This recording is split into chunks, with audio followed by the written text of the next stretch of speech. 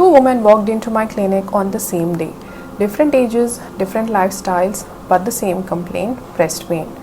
One was in her early 30s, a working professional, and the other lady was a 45-year-old homemaker. Both were anxious and both had already gotten done their scans, which looked normal. Yet the pain was real. And both of them asked the same question: if everything was normal, why does it still hurt? Over the years, I have learned something important as a breast surgeon. Not all the answers are found in imaging. Sometimes you have to look deeper. Sometimes you have to look at what the body is missing. So I asked both of them to do a one simple test, which was vitamin D levels. When the reports came back, the answer became clearer. One had a vitamin D level of 14 and the other one had a vitamin D level of 9.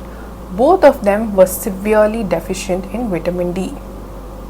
In a country like India where there's so much sunlight, why are our women still deficient?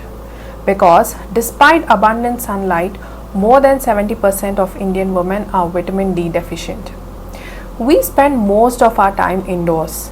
We step out covered. The pollution blocks the sunlight our skin actually needs. And our skin requires longer exposure to produce vitamin D. And on top of that, our diets often lack natural sources of this vitamin. So even in a sunny country, our bodies are quietly running low. So this is where breast health comes in. Vitamin D is not just a bone vitamin. Breast tissue also depends on it. It plays a very important role in regulating cell growth, reducing inflammation, supporting immune function, and controlling how sensitive breast tissue feels. When vitamin D levels are low, the breast tissue can become more sensitive, more inflamed, and more prone to pain, especially the kind of pain that comes and goes after your menstrual cycle. Both these women had very similar symptoms: diffuse tenderness, pain before periods, normal scans, and even general fatigue and body aches.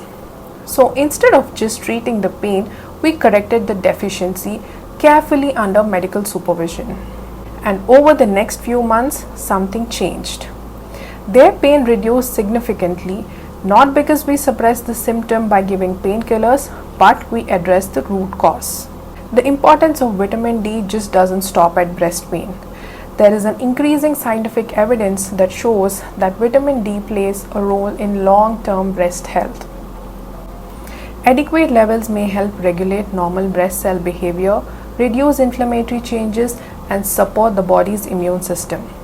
There are several studies that have shown that lower vitamin D levels are often associated with higher risk of breast cancer, and hence it is definitely an important part of prevention and overall breast health. So what should you do? Don't assume and take supplements. First, get your vitamin D levels tested. Ideally, they should be between 30 to 50 nanogram per ml.